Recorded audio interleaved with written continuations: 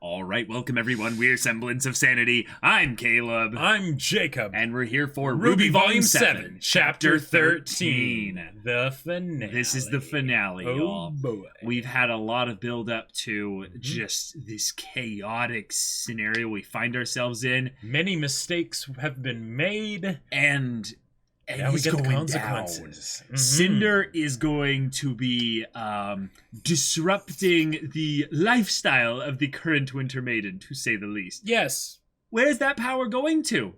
I hope it goes to Penny. I hope it goes to Penny. That would be so cool. Much. That would be so cool. My main worry, though, is whether or not she's going to die and then maybe get brought back.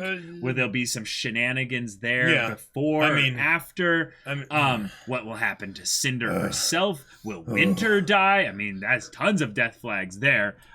Another big, I would say, like, specific thing that we need to, like, realize is very much a thing is that, you know, Team RWBY is dealing with the fact that, you know, they just, you know, stopped the Aesops, but you know, what now? What now? Also, Crow just dealt with, you know, watching Clover get gored. Yeah, you know, that with was his own pretty sword. Disturbing. Yeah. And as a result of his mistakes. And then we've also got Ironwood loose. Yeah. With a button that very much leads to dramatic consequences. And he wasn't in the last episode, really. He was in transit to the button. So there's and this is the last episode, so he probably and also Neo's fighting Team Juniper. That's gonna be a thing as well. Yeah. So how are they gonna tie all this up in one episode? I don't think they will at all. I think they've already told us that Volume 8 is going to be more of the Atlas stuff. I think they could. I mean, I want an epic cliffhanger. I want a dramatic cliffhanger. Yes, because that means that there is actually a cliff still on the edge of Atlas and that it hasn't fallen down and crushed Mantle. Clearly. Yes, clearly. One thing that I do have a note from is that there is no post-credit scene in this episode, apparently. Well, I mean, this is just part one of the Atlas Mantle, this whole situation, after all. So they're probably going to be doing it next volume. So, yeah. Without further ado, y'all, let's get into this.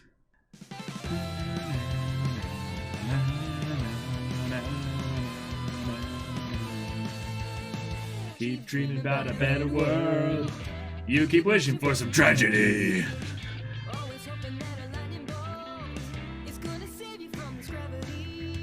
That's the other thing we got. We got Salem, you know, kind of messaging Ironwood and being like,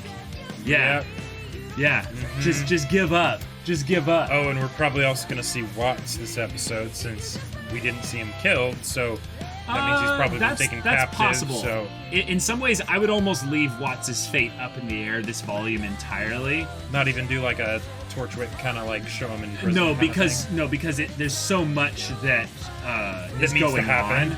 That's such a low priority thing for me. It is. It really is. My big thing is what would be basically the perfect way to end a volume of RWBY in a cliffhanger style of thing that actually makes it be a thing of we don't know exactly what's going to happen next, you know? Like, in some ways, having Atlas fall, I feel like, isn't the best way to end it. Yeah? I think in some ways it ends with basically Ironwood staring down either, like, RWBY or, like, the team of people, like, being like, do you do this? Do you do this? And then the decision, you know, isn't made, you know. We like, actually, like, wait on that. Give up. We've got you outnumbered. I mean, all right, that 4v1. Let's go. Okay. Just so casual about it. Yeah. Nora against Neo is just funny. Oh! Wow! Wow, Neo, let's go! Okay. Whoa! Just nice. Oh, nice. She's like Makashi dual. Oh. Okay. Cool. All right. What? What? Where'd she go? OP Semblance is OP. Freeze! We gotta move. Oh, right. They're still wanted. And, yeah, that's a thing. Oh, man. Okay. Oh, man. Oh, boy. Oh, jeez, that arm. Yeah. Oh, all right. Oh, Winter, you're so gonna die. Woo! Okay. All right. Atlas elites are all the same. You think hoarding power means you'll have it forever, but it just makes the rest of us hungrier. Oh. Okay. And I refuse to starve. Whoa, let's go, Penny! Oh, all right. Limited. All right. Blade works. Yep. Okay. Yep. In tandem. Let's go.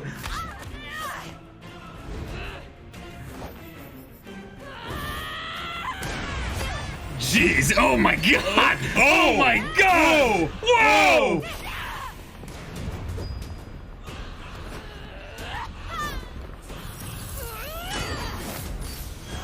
Whoa. Okay. Where's the Winter? Oh, she's probably got like. Oh! Yeah! Yeah! You know what they should really do? All right, one of you hold her up. The other one goes and gets the maiden powers. Oh. Oh! Jeez! Oh, Yeah, crap. you can't dodge in the air very well. Oh, she's got to save Winter. Yeah. Oh, crap. Wow. What are you doing? My life doesn't matter. I disagree. Yeah. Oh, yeah, but- Penny. But if Cinder gets the maiden powers... Come on, Oscar boy, you can do this. Oh. Yep. Yikes. Other way. Yeah, they need to get outside. They ask Jin, how do we get out of here? Wait. Oh. Wait. Oh, Crap, Neo. They went this way. Come on, hurry. Oh, okay. Yeah. That was Neo. Nice. Yep. Nicely done. Wow. Yeah. Crap. That's bad. She's got it. Oscar! Whoa. Oh, boy. Oh, okay. Jeez, let's go. This is. Oh, no. Oh, that was dirty. That was so dirty. Where was the actual Nora? Pull back.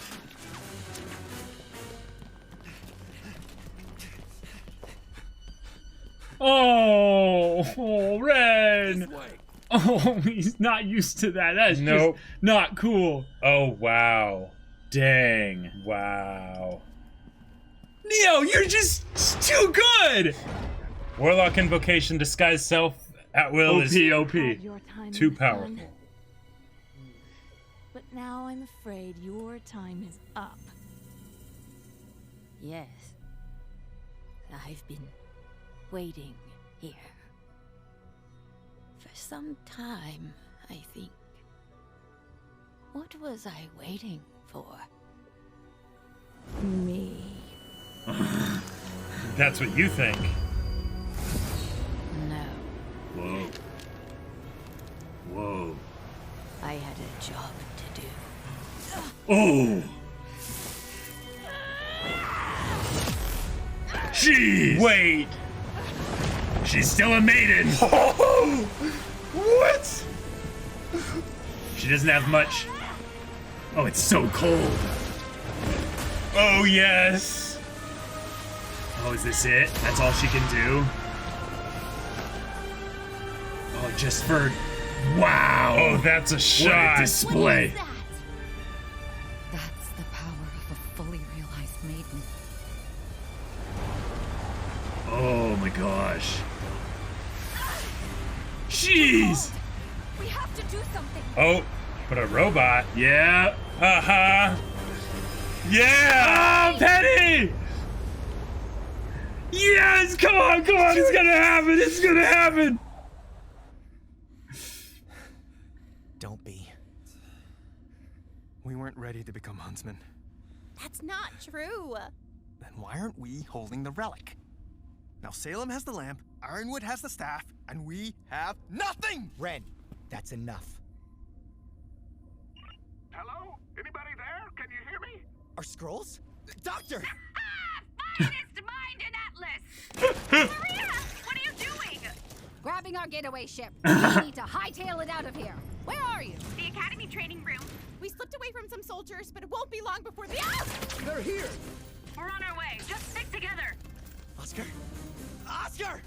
I'm sorry, but you all need to go on without me. What are you talking about?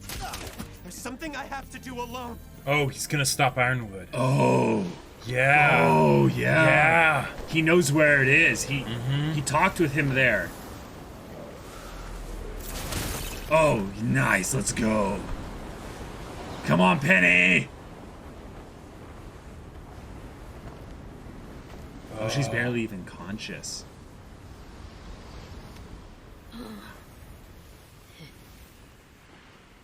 Are you okay?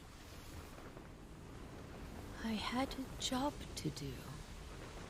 Oh. I was supposed to protect the power of the Maiden. Until I was ready. Oh. I worry I may have lost track of time. But you can tell James that I'm ready now. Ma'am, if you do that, I'll be gone. I know I have a hard time remembering, but I remember that.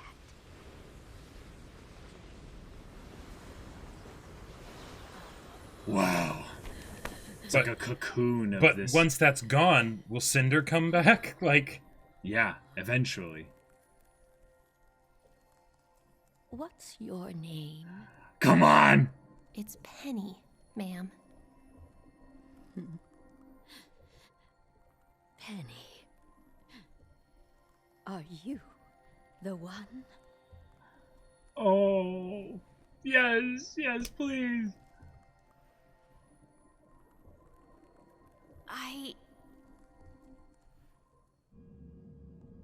Oh.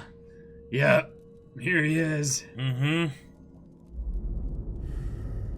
Winter, thank you. I know that must have been difficult. I'm so sorry.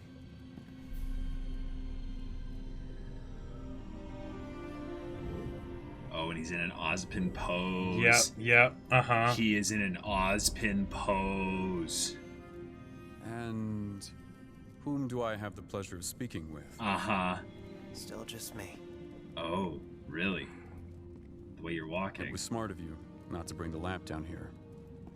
I wouldn't trust me either right now. Trust is what I'm hoping to fix.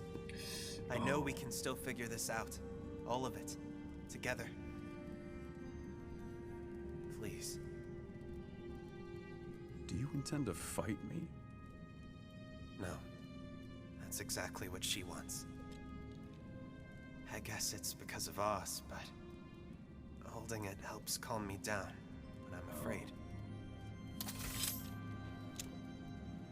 You still think I'm afraid? We all are. It's what we do in our fear that reveals— That's easy for you to say! Oh. You can label me whatever you'd like. But the fact of the matter is, I was right! The minute I softened, let my guard down, that's when Salem had her opening. If you abandon Mantle, you abandon our best chance of reuniting the world. You abandon Remnant, leaving millions to fend for themselves so a few can survive. What kind All excellent philosophical points that won't matter if Salem wins. Listen to me! No, you listen. I am done letting others' inability to see the big picture get in the way of doing what's right. Robin, the council, this kingdom, even you. And you're as dangerous as she is, James. James, it's what my friends call me. To you, it's General. Oh. Oh, damn! What? Oh! Oh!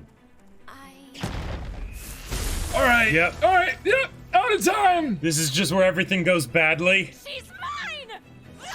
Oh, that's desperate. Oh, yeah, Winter! Okay. No. Ugh.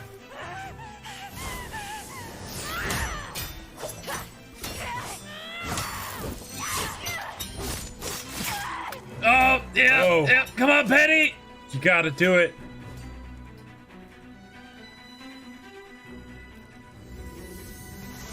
Yes! Okay. Yes, it's happening! And then this is when Oz wakes up again. Yeah. Yeah.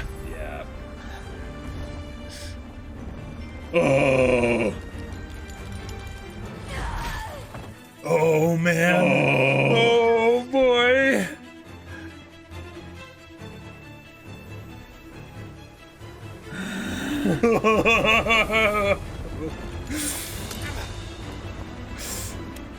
Come on.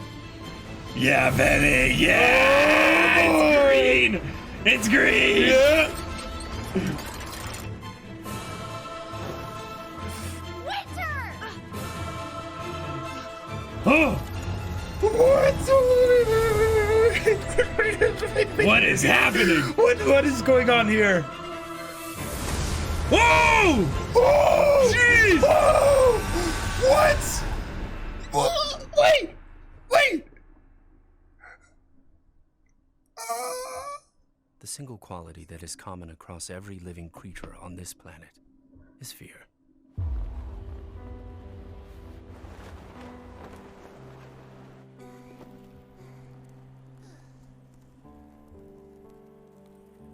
Winter! So she got away. Cinder buggered out of there Yeah. so fast once the silver eyes. What did you do? It's funny then that as common as fear is, we so easily underestimate its power.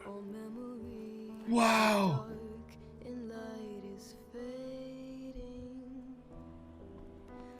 Are you alright?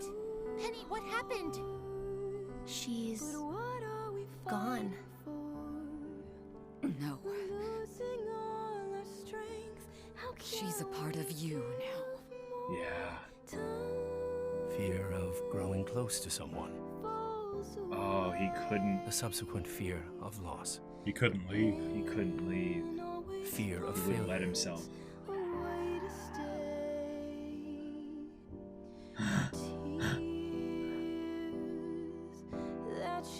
Wait.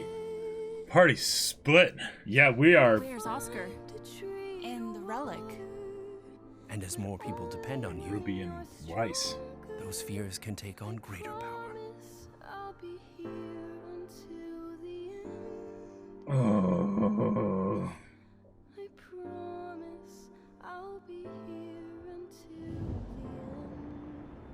But fear itself isn't worthy of concern.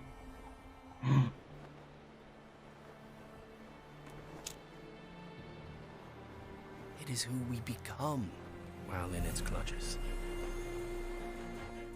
Awesome. I suggest you all surrender and comply with the General's orders. We can't do that. Oh. Then, I suggest you run. No, you're hurt! I'm not going to leave you like this. You're not leaving me. I'm giving you a head start. This is Special Operative Schnee in need of immediate medical assistance. Send reinforcements over. We all have to carve out our own way. Okay, alright. Guys, we need to go. What do you choose, Penny? Penny, what do you choose? You're Go the with protector them. of Mantle. Will you be proud of that person? She's going. Yep. Wow. Alright. Okay. Will you forgive them? Oh. Will you understand why they felt the need to do the things they did? Storm's coming, though. But they got the relic. They got the relic. Will you even recognize No. them? Or will the person staring back at you be the very thing you should have feared from the start? Oh! I Oh, what? We all find out sooner or later. Yeah, Storm's coming. Crap! It's her, dude! She's here! Jeez! Oh, he is so much stronger now. Holy crap. Yeah. That power.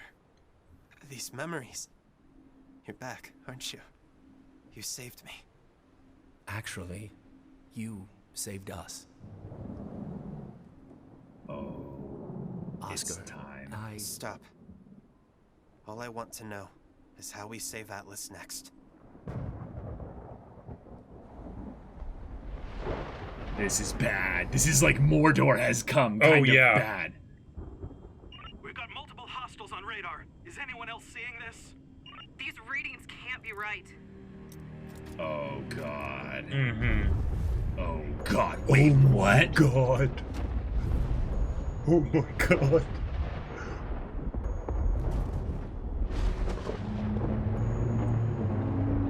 What the? Oh, my God.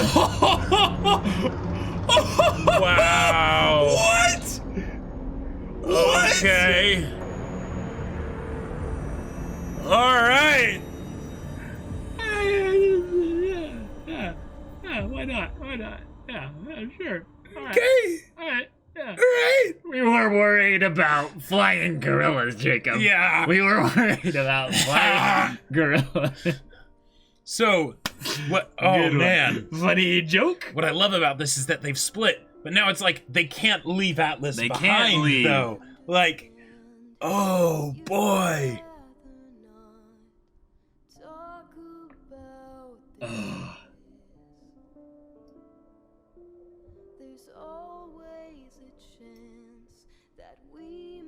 I loved Ozpin's speech at the end. Yeah.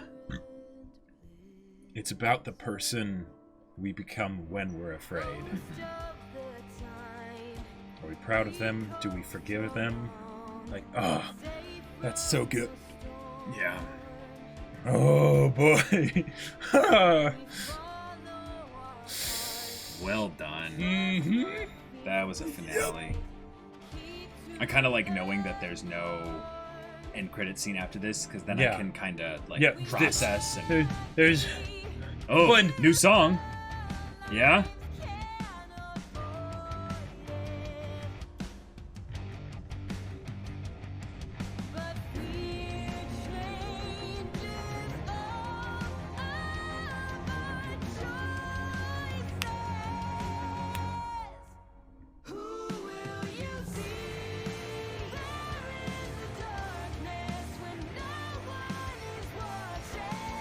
Ooh, okay.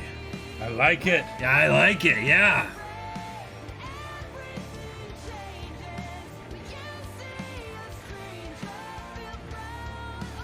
I want to know what this song is called, and they'll probably say it in the credits eventually. But, it's just maybe crazy. Fear? Yeah, something regarding fear, yeah.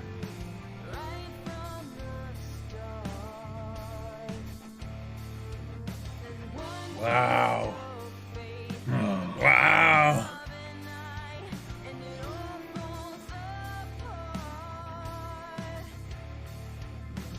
Oh boy. Yeah, Caleb Hiles, there he is. Oh, this volume was so good. Yeah. Oh man. Like, best one yet by far. Like, certainly my favorite. Oh. Wow.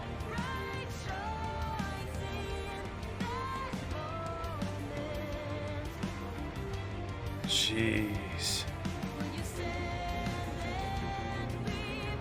Okay, I think I've processed now. The moment that I think was what made this finale like incredible for me was not just when Ozpin, monologue speech started, but it was once Ironwood basically you can call me general.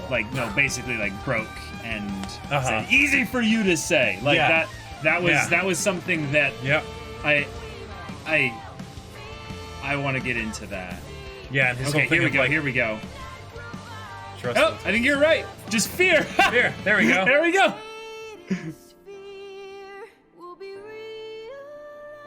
Jeez. But the way he's like, and those are all great philosophical questions, or philosophical points or something. Something like that. Basically, where he was saying that, yes, you can argue whether or not you're making the the morally right choice or something that might lead towards something better, but as far as a results focused thing, we cannot simplify things that easily. Right. It will not lead to us. It will not lead to us surviving. Oh man. Well, yeah. Oh God. Wow. Oh. Woo. Oh yeah, Monty. That was a finale. Yeah. So I have to say that their choice to have it still end on a cliffhanger. Yep. We did actually tie up almost everything character-wise as far as touching base with everyone, just a little bit in the finale. And I gotta say, the choice to have the end of it be something where they do get away, we did win out in terms of, I would say, specific things, but we traded the relic for the Winter Maiden here, and Salem's here. Salem is here, and it looks like the potential place that she was on, that fortress or what have you, might literally be a giant flying whale grim. What? Well, what? And maybe that's how she's, stay avoiding people this whole time. She managed how to make a grim underneath island thing, whatever, and just there you go. Now she's mobile. I gotta say though, it's literally, since we have Pinocchio and all that, it would make sense that we would have the whale show up. Yep. That's amazing. Yeah. But as far as grim to change everything in the finale, just scale wise, this beats everything else out there ever. And it's great because that's what the whale was supposed to be, right? It's like a whale. You don't think of a whale as something that would be particularly scary from the sense of it's not some crazy carnivore kind of a thing. Yeah, it's not a velociraptor. Right? Yeah, exactly. But just the size and scope of it. Yeah. Like that. Oh my god. This reminds me of How to Train Your Dragon, where you have all the little ones flying around alongside the big one, and the big one is just so big. Yeah. It doesn't care about anything going on around it. It just this thing could start to eat Atlas. Actually, what was the closest shot we got to showcasing its size in comparison to Atlas? Man, we never really got to see two of them in the same shot, really. But it got kind of close, but it was more just the cloud that we saw. There might have been a flash of it there, right? But it's still pretty small comparatively. It could to eat Atlas. Buildings. Yeah, it could very easily eat buildings. Yeah, but you wanted the show to go Gurren Lagann at some point, Jacob. Yes, definitely. This is fantasy Gurren Lagann. Oh, it totally is. We're gonna need a really thick drill for this bad boy. Well, so, oh man. First off, I would just like to say, Because at the beginning of this volume, I will admit, and leading into this volume, I wasn't too excited for it, right?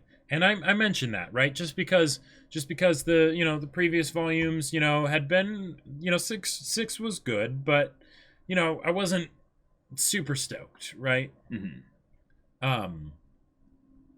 Oh my god, this is your favorite volume. This is definitely my favorite volume. Yeah. I don't know if I don't know how the effect of this compares to the effect that volume 3 had on me, right? Just because it was a harsher transition. It was a harsher transition. We had never seen anything like that before. Right. But oh man. It's all this is I just gotta say, RWBY as a show has something that's constantly evolved for me in terms of my appreciation for certain things. Yep. But one of the things I gotta shout out was just how casually all these amazing things happened in the volume in terms of the actual stuff that we were getting. So we got a really well done, in my opinion, maybe not as exciting as some of the previous fights, but just showcasing of Neo just handling Juniper for the most part. And utilizing her semblance rather well. Cheesy, right. But it was fun. It worked. But then we also just casually went from, sword fight to aerial battle. With them flying around, utilizing the 3D to great effect. Leading to some brilliant little moments of tension. Oh, man. Then just casually having a moment of where we're like, we're losing here. And then we have this quiet, tender moment with the Winter Maiden, and we never really got a character out of her. Right. But do you remember when Pyrrha had her little moment of, do you believe in destiny?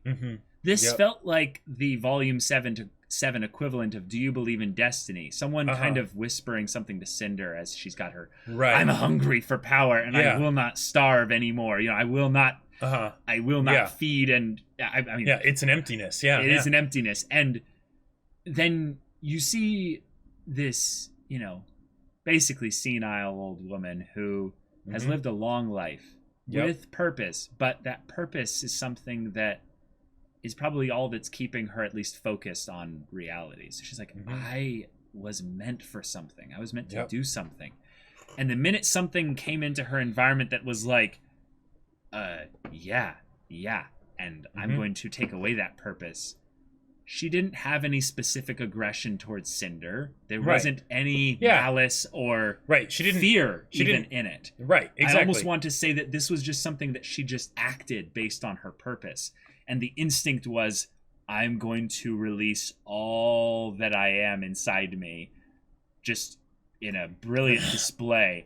And we see what is the potential of a maiden who has spent years realizing her power. The culmination of many descendants of past maidens. Don't you mean the culmination? The culmination. Well played. But it was so brilliantly displayed here that it was just like, we're in awe of it, but nothing like this was possible. A few volumes ago. Oh, sure. Just to casually have with the lighting. Oh, yeah. And I love how it was very Full Metal Alchemist / Airbender with, Avatar state. Full bore, it's going. And then you have the person, reaching up to them. Right. That was just that moment, where Penny reached out very much reminded me of Aang and Katara as well. But what I loved about this was she knew that there would be someone else to take on her purpose or what have you. And yet Penny never really necessarily wanted to. I almost want to go back and listen to exactly what Penny said. I love that they cut away, right? Because she's not sure. She grabs her leg. And she's just asking, are you okay? Right. And she's like, I had a job to do. I was supposed to protect the power of the Maiden. Right. Until I was ready. I worry I may have lost track of time. But you can tell James that I'm ready now.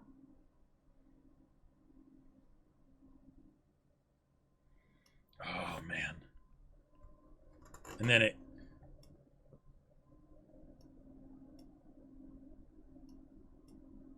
What does she say here? What's your name? It's Penny. Oh, man.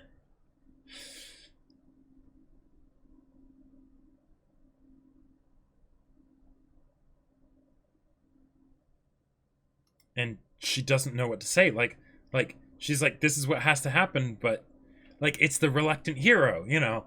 Mm-hmm.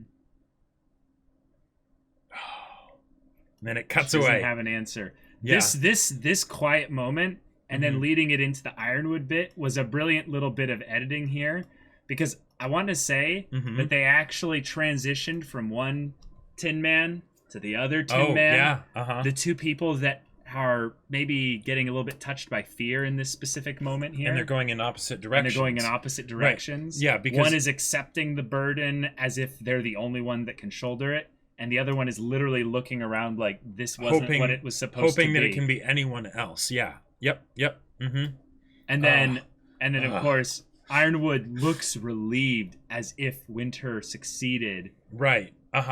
And he's like, I know that must have been hard for you to take the Maiden's power and what have you. Right. And then he sees, and he looked like he was so relieved to have someone else nearby. Yes. As if he was looking around like Penny, being like, was there someone nearby to take this burden from me a little bit? And then he turns around and it's Oscar. Yeah. And his face immediately transitions into hard. You know, like, yeah. And what I love about this so much is that it's something where Ironwood is still staying Ironwood, right? Yep. It's not something where because he made this decision, now he changes as a person entirely, right? Yep. But it's that he only lets himself be Ironwood around certain people. And now the people that be James. Or be James, yeah. Yep. Yeah, I also love in this case, we have a very visually interesting way of looking at things. They're in an ascended kind of area. They're in Atlas, which is the city in the area, sky. But they're also at the bottom specifically. Right. So he descends from here to Ironwood. And this is, kind of that, right. belly of the beast, if you will, for Ironwood, maybe. But what's specifically happening here is he's in an Ozpin pose, and Ozpin has kind of been like a god. Yes. And this is the moment where he looks up and instead sees the fallen deity, if you will, kind of coming down to him to be like, I wish to bargain. I wish to speak with you. And he can't see him as anything but an enemy in this case here. Well, and he can't see him as anything but a god, right? So he feels condescended to and talked down to when he ends up talking his philosophical things about how this isn't the right way. Well, yes, but also it's the idea that part when Oscar says, no, it's just me. Right? Right. Like, that's... Oh, man. Yeah, it's just... Oh, it's so powerful. It's so good. Yeah. And God, the voice acting for Ironwood is so good. Oh, it's fantastic. Like label me whatever you want, but the fact of the matter is I was right.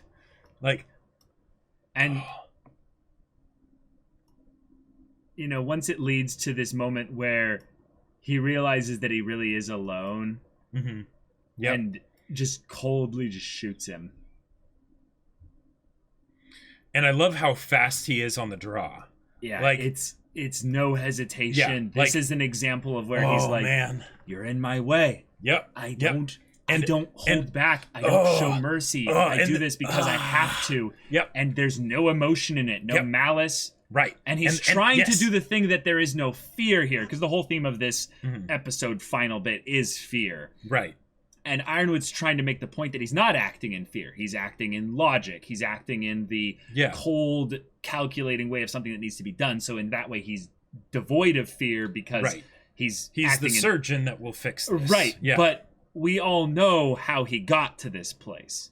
We saw the fear was the impetus. While he might be no longer afraid technically right now. Yeah, because truly the only way, or well, okay, that was what the song was about. It's that it's about, you know, the fear was what kind of person do you become in you know, because of fear. Embracing the fear and then deciding what you're going to do with it rather than trying to ignore it or I love how desperate they made Cinder here. This is something of probably a stylistic choice, but also something that I think they maybe got maybe a little bit of a look from previous volumes of how Cinder was characterized.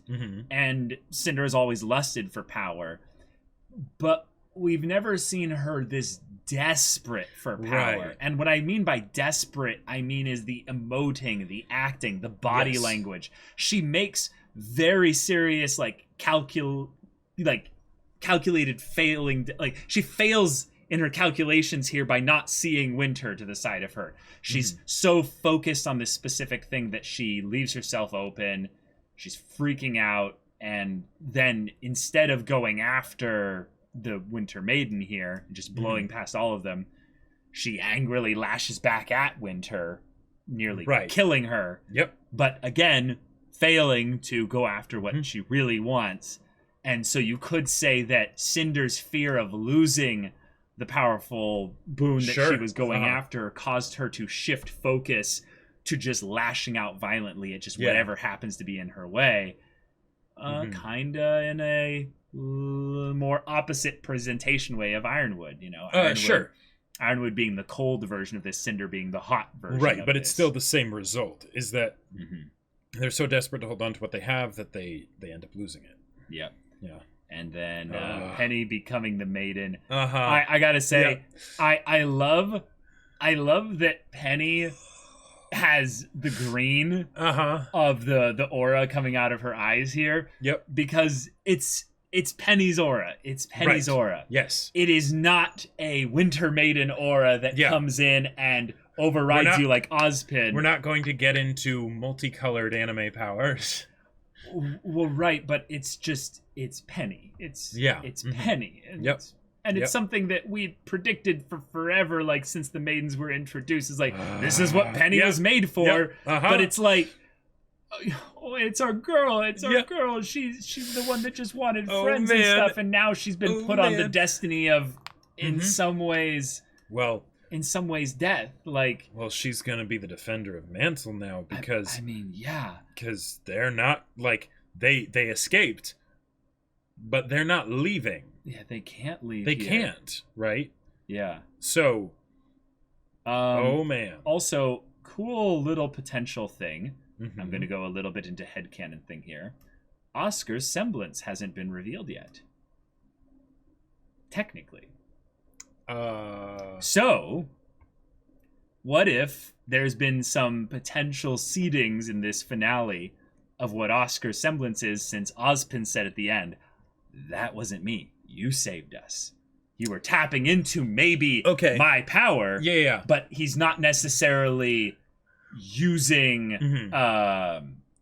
he's drawing upon the reserves that Ozpin has, but it's not Ozpin's choice. It's Oscar choosing to do these things. And I forget, because I believe this has been confirmed, but I can't remember exactly where it was or when it was.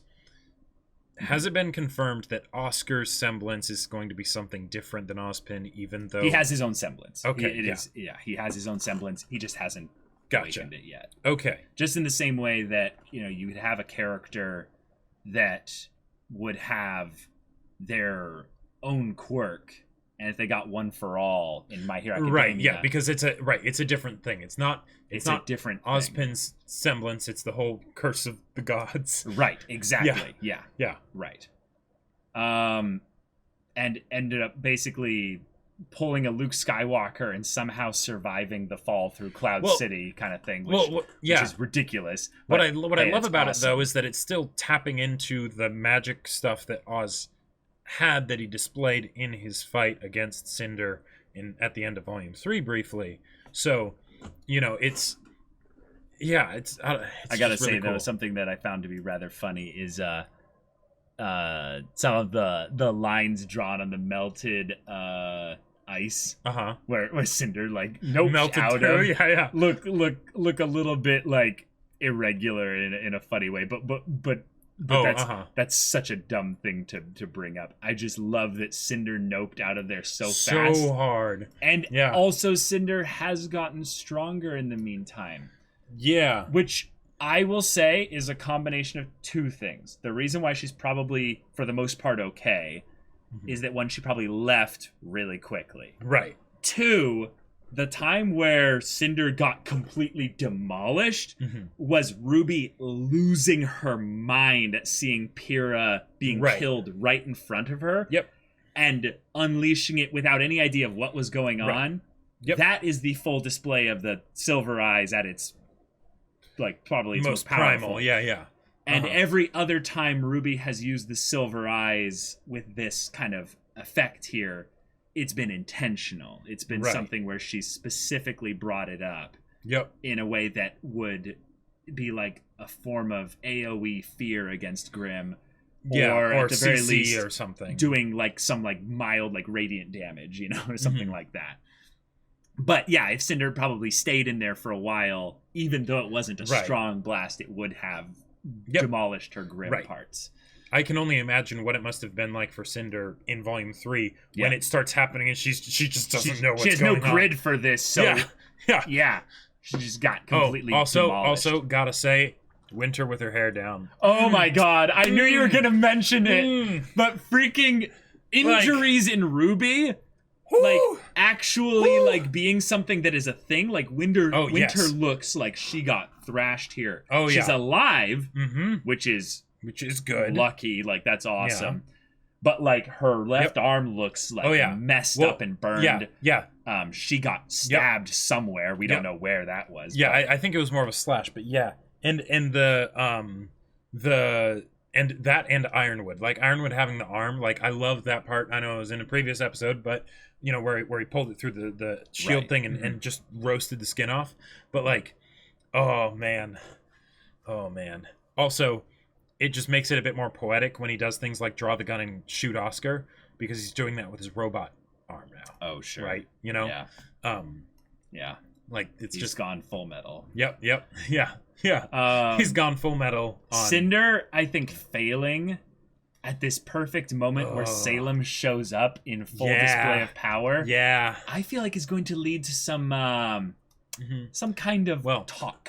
The very least. The only thing, though, she did get a relic. And more importantly, she got the one that wasn't at Atlas. Yes, that's true. Which means that they could get two. Which is bad. It's really bad. It's really, really bad. Really bad. So I feel like that's something where she might still be okay, but Cinder didn't actually get the relic. If Neo decides but she's totally going to take credit for it. Well, she's totally going to take credit for it. And right, because she's thinking, Neo can't say that I didn't, and then she just like writes down a note and she's like, actually, I did it. Cinder was doing her own thing. She failed horribly. I got the relic. You know, blah, blah, blah. Well, let's imagine that Cinder at least is the only one that's allowed in Salem's presence even. Sure, yeah. What it's going to be, though, is Cinder will come back to Neo expecting her to still do things with her. And then Neo's going to be like, you know, I don't think so. You suck. Like, I think you seem to care about your own thing more than what I want. So. I feel like we have an unequal relationship. Yep. I'm bringing more to the table, quite frankly, and you know, yeah. Winter and Weiss saying goodbye.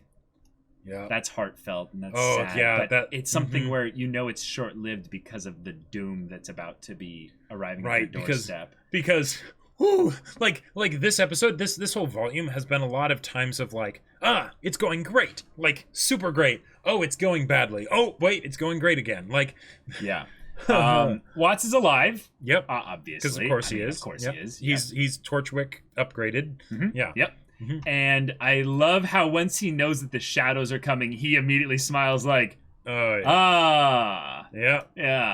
He's like, I knew this had to go this way. And by the way, when I say Torchwick upgraded, I do not mean as far as his personality. I mean in terms of his capabilities and his plot relevance. Exactly, because of course we know Torchwick was absolutely unrivaled in his sass.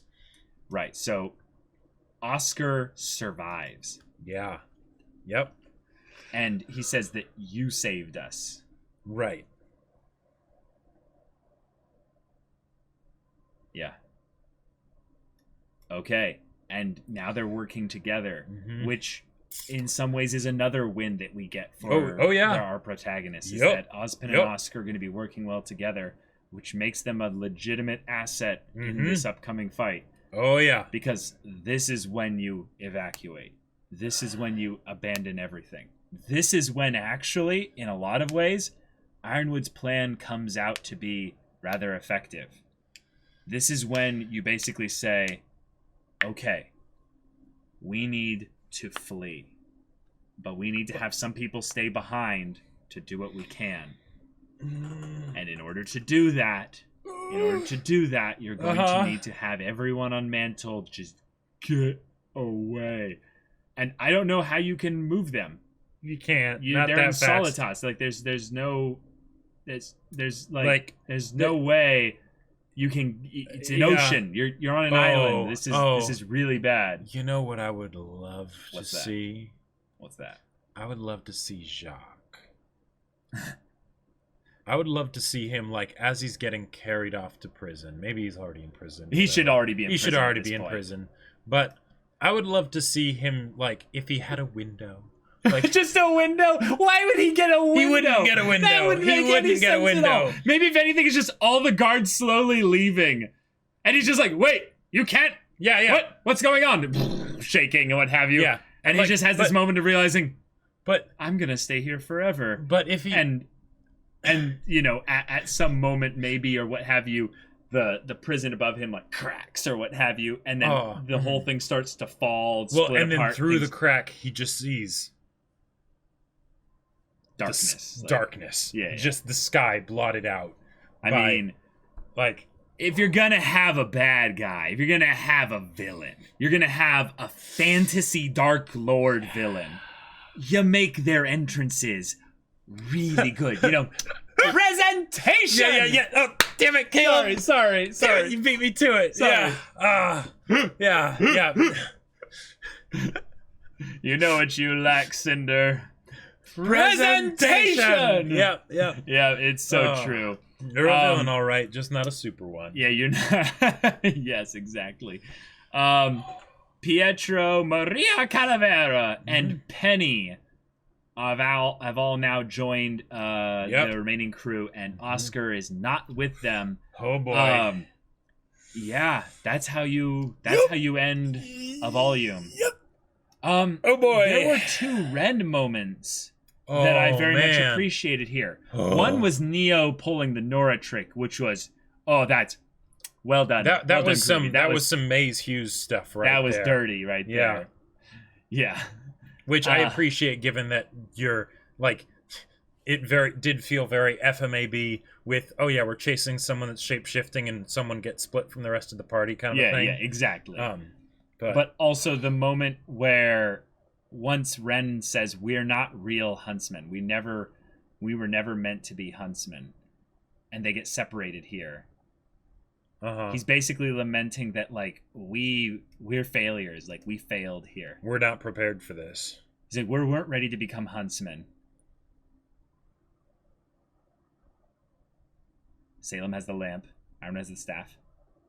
And we have nothing. And this is like, you know, Ren's been getting more and more emotive over the course of time as he's been getting, I would say, closer and closer to Nora and, you know, with friends and such. But just this moment where he kind of feels overly burdened, right, as if the team needs a leader, and yet John's been doing a decent job as the leader at points, but it feels like Ren is taking he needs to be the responsible one. It feels like he's taking extra responsibility in the same way that Ironwood is taking extra responsibility, because maybe this is the thing. You know, Ren has been kind of, you know, learning more things with his semblance and what have you. And we've been wondering kind of what was his little moment he had in the training ground. You guys know what I'm talking about and stuff. But like meditating and whatnot. Yeah. What if this is kind of the thing of Ren in his desire to reach out with the semblance more, he's accidentally let in more emotion than he's used to. Sure. And the Zen, in some ways kind of cold boy, is, you know, empathically taking in more than he's used to. So the fear in the air and all that is something that's affecting him. So because one of the things about Ren that I always kind of wonder with his semblance is how much does it play into his personality? A lot. And chicken or the egg, which comes first? Well, we saw his backstory with Kuroyuri. We saw his yes. They're pretty interwoven. Right, they're pretty interwoven, right? Yep. But is his semblance something that he uses on himself so that as a kind of like bottle up repression kind of a thing, so that way he doesn't have to deal with the insanity of the situations, because that's pretty crazy, and he can be sort of the level-headed one of the group, right? But he has limits, right? It like this almost seems like he's finding his own limits with his semblance / self that like especially because I feel like he started to take more ownership of this area and this place that he's in, as if he's like, I need to choose roots. I need to build another home. I need to have some kind of connection with this. And Nora, in some ways, was trying to be like, we're your home. Yep. Just lean on us. And that is something that I feel like he could use to do here in the same way that Ironwood needs to. Right. So maybe that's something they're still continuing into volume 8 with. As far as an effect thing goes, that was kind of like a fun little extra thing. I love how powerful the whirlwind of ice was the Winter Maiden. It was so cold, it dissolved flesh and fabric. It dissolved fabric, and the grim arm. It just is just so cold it turns things to brittle. Because one of the things in volume 3, right, you know, when we had the Fall Maiden, all right, you rise into the air, you do your display of power, and it's very cool and whatnot. But she was supposed to be young and inexperienced. She was supposed to be young and inexperienced and all that stuff. Granted, right? Yeah. But the idea of when you see something like that is strictly a release of power. You want it to feel like you're about to get swallowed up by it. You really want it to feel awe-inspiring and terrifying, right? In volume 3, for the time it was. because but comparing that to this, right? Because in volume 3 it was something where we had never seen anything like that. Magic, both from a narrative sense of magic, and it was also something that just that kind of stuff they hadn't done before. They hadn't done elemental control powers and whatnot, right? Like to that perfect scale, and all encompassing. Like she was the Avatar. Controlling them, not just creating an elemental burst or something. Right. Yeah. In this situation, it definitely was spectacular on quite a substantial level. Yeah. But the way that it was something that the other characters couldn't touch. Yeah. They couldn't get close to it, right? Yeah. And it was effortless of her. And it was, yes, in her senile state. Effortlessly just kind of woke up. Yeah. And people were like, okay, we're dealing with a demigod now. Back off. Yes. And that was so awesome because in this situation, Cinder's at her, right? And we're like, oh no, this is bad. This is bad. Cinder's going to get the powers. And she goes to, reach. And she just casually lifts up her arm and stops. Yeah. I thought it was going to be something where someone else was going to come in and interrupt her. Yeah. Right? Yeah. Same. But no, she just and she doesn't even do it quickly. She doesn't do it quickly, and there's no worry on her face. She in fact just starts musing. She's like, I had a job, I had a purpose. I was waiting for someone. Yeah. I fear I've waited too long. But and Cinder's like, you were waiting. She's for not me. She's not even aware of Cinder, right? Yeah. Oh man. I had a job to do. Yeah. It's the equivalent of when the old guy in anime takes off his shirt and reveals rippling shoulders and back muscles. This is that equivalent. This is the equivalent where it's wonderful. Granny, and Granny's all like, no, my kids haven't eaten yet. Yeah.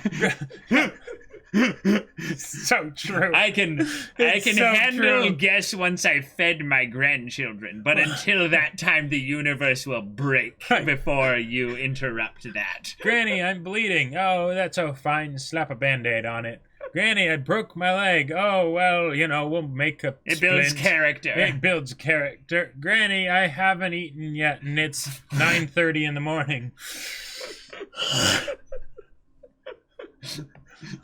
Awakens, Maiden powers. I get the feeling that's going to be like a meme template or something. Just yeah, and something as simple as Penny being a robot. Yep. With, a special body that can sustain the cold here. One might say the cold never bothered her anyway. But as far as a thing that makes her the reasonable one to choose here, this is so also effortlessly easy to just add into the story as something that works. And it created a literal barrier from which no one else could enter. For a while. Yeah. For a small while, yeah. I love it. It's so simple. Right. And I was worried, how do you have a moment like this from a writing perspective? Yeah. Like, how do you have a moment where the Maiden power is transferred to someone that's not Cinder, and have Cinder not be trying to just completely ruin this whole thing? Because it takes time, and they can't beat Cinder without the Maiden power, so what do you do? Yeah, so I thought it was going to be a thing where Cinder would kill her, and then Penny would be, in eye shot, and then there's, a... Right, there would be some connection made that would cause it to go to her instead of Cinder, right? Right. But apparently this Maiden just is able to let it go. And I think that's beautiful because, again, she has a job to do. Think about Ironwood. He has a job to do. He has a responsibility, a heavy burden. The first person, basically, to come up to her and just go, "Are you okay? Yeah. I'm here for you." Oh, man. She's like, "Okay, then you get the burden. I'm passing this on to you. I'm not going to check and test you and do anything to make sure that I can trust you with this. I'm just going to lean into you because because you're here." Right. Well, she asked her, "Are you the one?" And we didn't get an answer. Penny wasn't able to fully say she knew that this was something that needed to happen. The powers needed to be transferred, but I'm Penny, know. The speech from Ozpin was absolutely wonderful. fantastic. There was a montage of a lot of things that happened in this speech, and I like it as a way to kind of tie up everything. So Crow, for instance, made an interesting decision here. He's letting himself get arrested. Which I am also kind of like, okay, that's kind of the honorable thing to do. And also, in some ways, he's kind of not necessarily doing well emotionally to the point where he is okay with this. He bumps into Robin, and she tries to comfort him a little bit, because she, knows what this, meant to him, at least somewhat. Then we have a little moment with Winter and Weiss, and that was great. But there's a moment where Ironwood gets the message. This is it. He gets the message from Winter saying it's gone, and just the look on his face. Wait. Hold on. I wanna listen to his scream again. Yeah.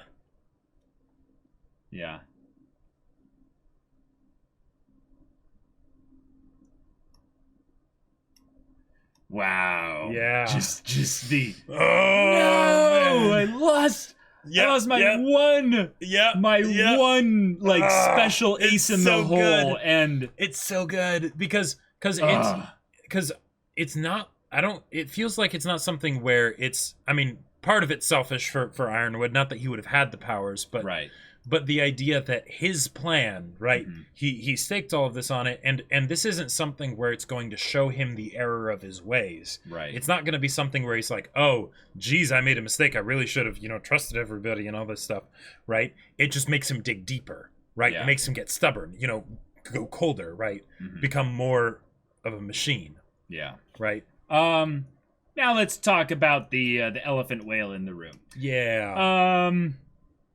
how boned on a scale of you know, the grim bones in Cinder's arm to the you know, let's get scientific with this. Yeah. How boned are they? How boned are they? Well, they're definitely more boned than Pyrrha was when she went to fight Cinder. Right? Yeah. They are definitely more boned than Jean wasn't by Pyrrha. They are more boned than the travel montages of earlier volumes. I'm struggling really to come up with a proper scale for just how boned they are in this situation. More boned than Lee trying to take on the Nuclavy with nothing but a non-aura enhanced wooden bow. They're more boned than maybe more boned than Penny going up against Pyrrha. They are more boned than they're more boned than the humans going up against the gods. Well, not quite that much, but the God of Darkness. The God of Darkness. It's pretty boned. Approaching that. They're pretty boned here. Approaching max bonedness. A maximum bonedness. Maximum bonedness. Yeah, maximum bonage. Maximum bonage next volume. So what I initially expect here is Salem has officially realized that the numbers problem is no longer an issue. Because as far as I was expecting, one of the things that was the reason why Salem stayed in hiding was because she doesn't actually have that much to her name as far as allies and influence within the world of humans. She has a lot of Grimm. Yes. But humans are smart and they erect specific barriers that unless she specifically goes there herself, her Grimm will be deterred for the most part here. Although this whale... This one... Maybe we should address the whale in the room. Yeah. I think this one might be leaning into the idea that no, this isn't. You remember the Grimm vats of darkness and goop, and we were all like, "Oh my god, a factory of Grimm! This is so crazy!" And it's like, remember Kevin the dragon? Yeah, do you remember Kevin? Like Pepperidge Farms remembers. Like when we thought that Kevin was scary. Kevin was like a problem. Much like a mobile app. Salem is carried by the whale. This is...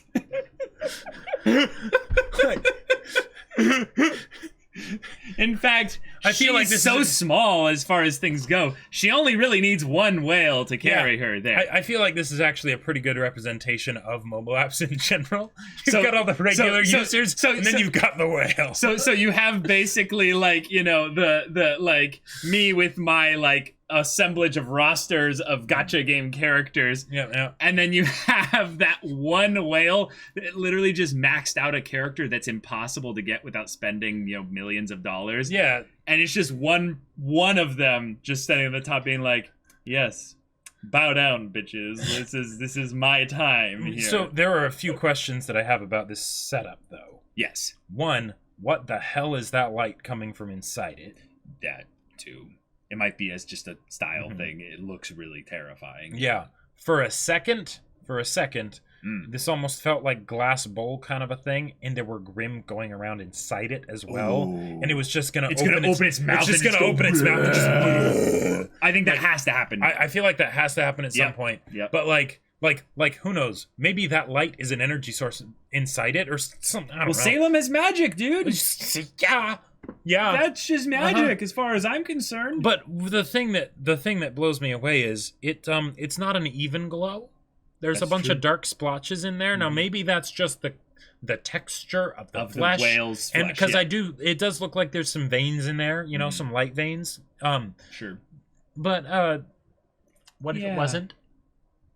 Yeah, can we just not? What? Yeah. Can we go back to spindly spin to win Nuclavy arms, where it's actually not even that scary? No, don't bring up the spin to win Nuclavy. Let's just not. But can we just like acknowledge that this is a Grimm that while it itself looks actually kind of ridiculous in terms of it being a floating whale in the sky with little wings, with tiny little wings. Yeah, like but it's so freakishly alien and ancient looking that it just captivates you. It's got a mountain range on top of it.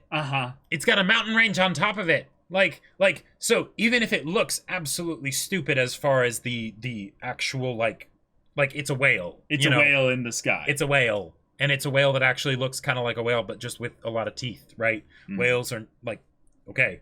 But this thing just gonna go sit on Atlas and just do the whole job for Ironwood. Well, what I want to know is how big are those little Grimm that are flying around? Oh, those are just dragons, honey. Yeah. Those are just a bunch of little Kevins. Can we actually just go and look a little bit closer? Because I think those are actually hippogriff. Okay. Griffin. Okay. Those are griffins potentially. Hippogriffs. Griffins. Not hippogriffs. It's griffins. Right. Griffins. That is a lot less scary. Yeah. Right. Okay. Yeah. Okay. Curvature at the top and Salem standing there. Okay. All right. Yeah, okay. It is big, but it is not that. Okay. Big. It's not a mountain range. It's more like a single. No. This is a mountain range, but it's not like. It's not like 10,000 feet tall. It's like 1,000. Right. Well, okay. Yeah. You're right. It's like a crystal. It's mountain. a growth. Yeah. It's a growth. It's a. Yeah. Mm-hmm. Yep. But yeah. Silver Eyes RWBY aren't going to do jack against this thing. Maybe she could like jump in its mouth. And well, okay. All right. In seriousness here. Yeah. In seriousness here. So Pinocchio had to go inside the whale. Yes. Right? Descend into the belly of the beast. Yep. That's literally the only way they can probably kill this thing. Unless they have Pinocchio that just got empowered with. That's true. And they could always drop Atlas on top of it, but that's probably not. But they're probably not going to do that. No, and this thing's going to drop on top of Atlas. And given the fact that this is something that derives from fairy tales and all that stuff, and they're bringing up the whale with Pinocchio and all that stuff here, they are probably going to actually go inside it. I'm guessing. It's also, let's think about this production-wise, it's a clever way to not have to have this massive 3D thing constantly on screen. You can go inside it, and then it becomes a literal dungeon crawl. Yep. Oh, yeah, we can go full Slay the Spire on this. Yeah. Yep. Like the big whale in the beginning of Slay the Spire, yes. Yeah. Okay, we're memeing pretty hard now. The discussion's gonna wrap up now, but oh my god, wow. what an ending. Yeah, I have the props. I do not have enough props to give the RWBY for this absolutely wonderful volume and this amazing finale. Yeah. Oh man. I gotta say also a little thing that I wonder which, what group of people are mostly responsible for this. But there were some really cool things done with the editing in this finale where they were switching back and forth between things as it was thematically appropriate.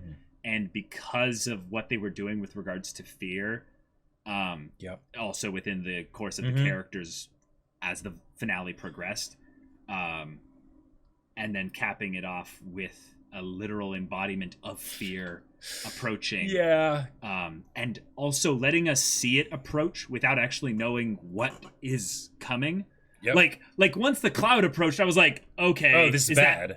But I thought it might have been a thing where it was like, dark storms are coming, this is not good. And then as it kept being referenced back to, I was like, oh, that's Salem then. Right. And then I don't know what that is exactly. Right. It's like, oh, she's got a bunch of her flying monkeys. You know? She's finally arrived. Yeah. Okay, cool. But no, Salem has to add a little bit of extra to this bit here. Yep. I mean, she even has some boob window on her outfit here. She's all dudded up and everything and looks like she's here to slay. Yeah, exactly. I'm not even going to try and say anything that succinctly and effectively to the point communicated everything that I would have tried to say. Yeah. Yep. Salem's here to slay. Yeah. So let's get hyped for Volume 8 coming next year, y'all. Oh man. We'll do probably a podcast type discussion of this on our Twitch channel on Monday.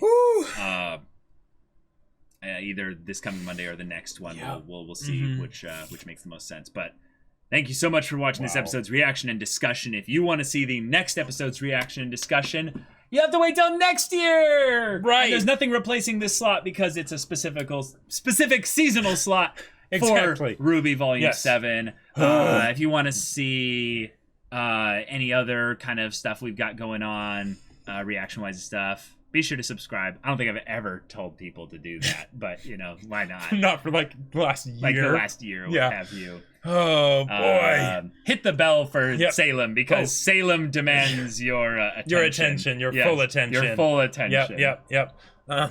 And so I also did a thing, in case you hadn't heard, I wrote a sci-fi novel. It's really cool. It's called Battle Lines. If you like the stuff that's been happening with Ironwood, maybe you'll like some of the stuff that happens in there. But yeah, it's link in the description to where you can purchase it on Amazon, hardback and ebook. So there you go. All right. So if any of that interests you, we'll see you there. But until then, we're Semblance of Sanity. I'm Caleb. I'm Jacob. And we'll see you all next time.